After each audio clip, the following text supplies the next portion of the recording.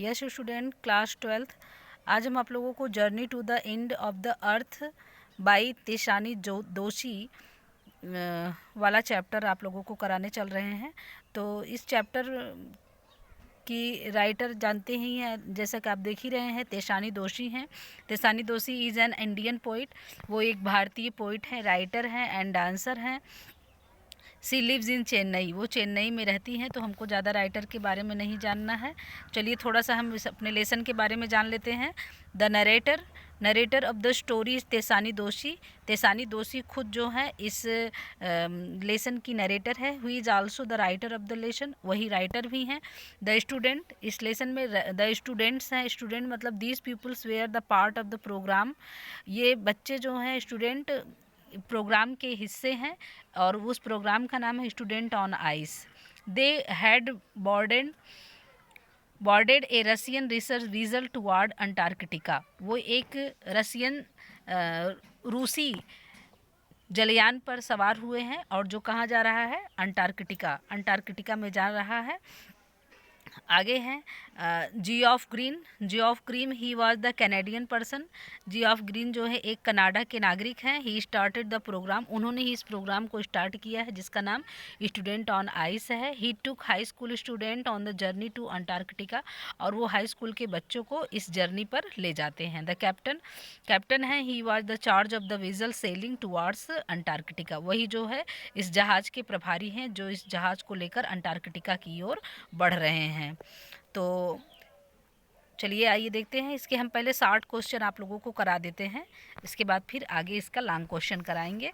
तो चलिए 60 क्वेश्चन में पहला क्वेश्चन है कि what was the Akademik Shokalskiy, where was it heading. Question में पूछा जा रहा है कि एकेडमिक सोकैल्स्की क्या था, वह किस ओर बढ़ रहा था। तो the Akademik Shokalskiy was a Russian research वीजल।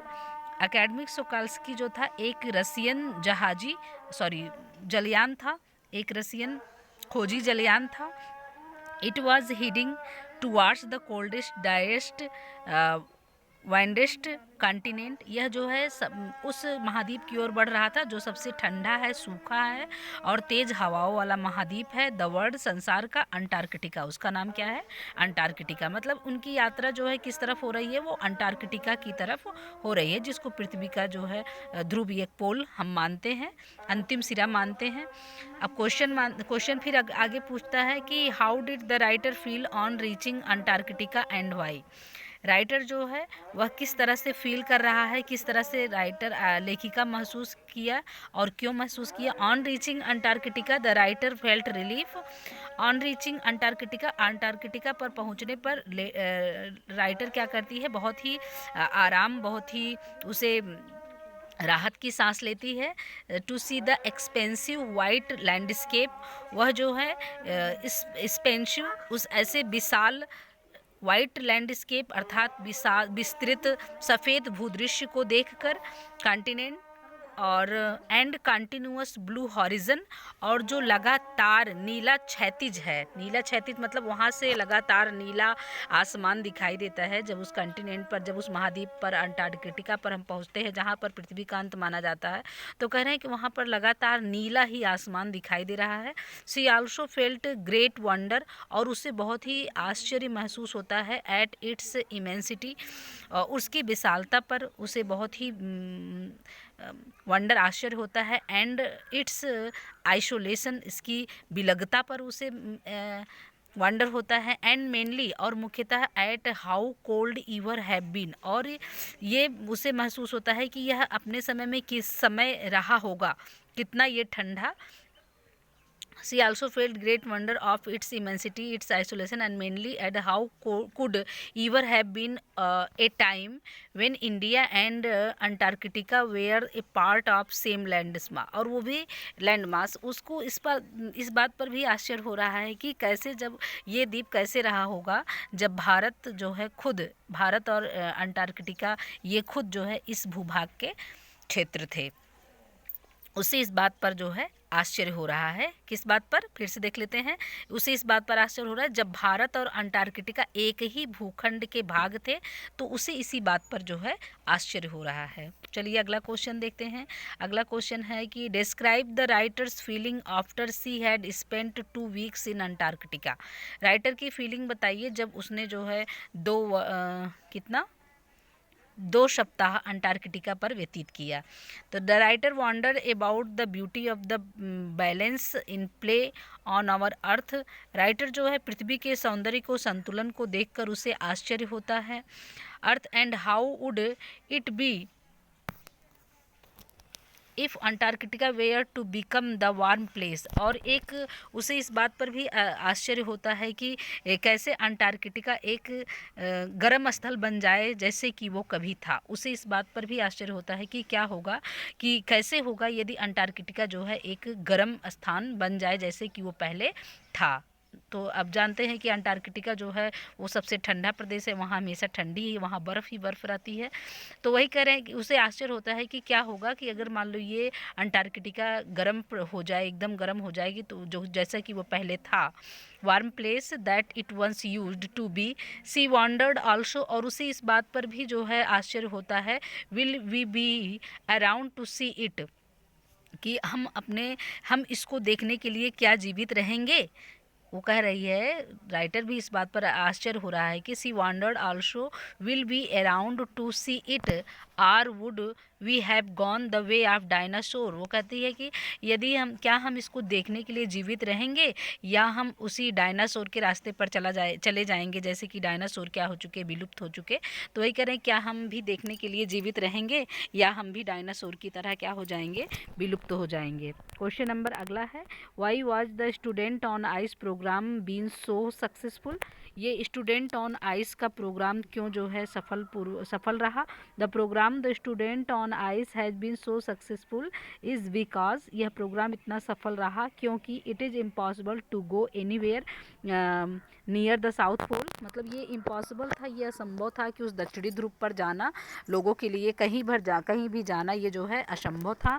And not be affected by it, और हम इसके प्रभाव से बच भी नहीं सकते थे।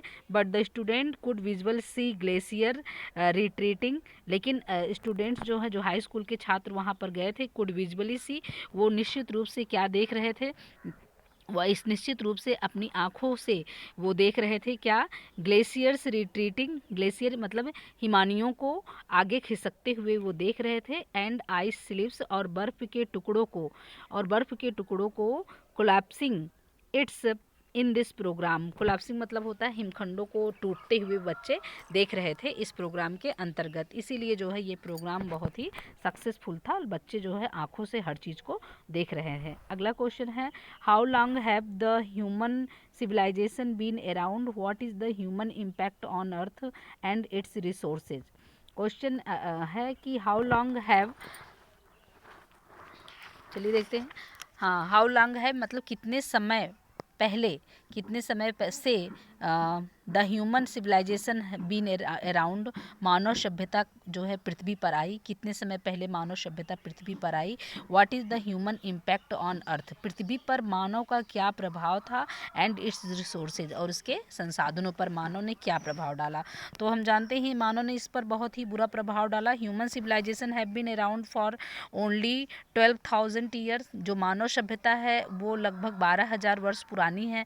Man has manage to have dominance over nature, मनुष्य ने जो है नेचर के ऊपर अपना प्रभुत्व जमा लिया, डोमिनेंस प्रभुत्व जमा लिया। मनुष्य जो है नेचर का स्वामी बन बैठा।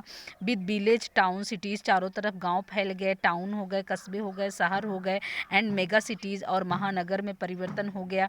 The rapid increase in the human population, और लगातार मानव का क्या हो रहा है, पॉपुलेशन बढ़ रहा है, जनसंख्या वृद्धि हो रही है।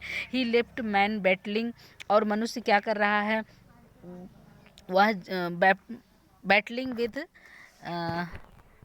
Other species for limited resources, मतलब वह सीमित संसाधनों के लिए वह अन्य प्रजातियों से क्या कर रहा है, बैटलिंग कर रहा है, संघर्ष कर रहा है। He has used all fossil fuel, वह सभी जीवाश्मों को फ्यूल के रूप में, ईंधन के रूप में रिसोर्सेज को उपभोग कर रहा है, creating a blanket of carbon dioxide around the world, और वह पूरे चारों तरफ जो है कार्बन डाइऑक्साइड, पृथ्वी के चारों तरफ, विश्व के चारों ओर जो है कार्बन डाइऑक्साइड की चादर जो है मनुष्य ने तान दी है।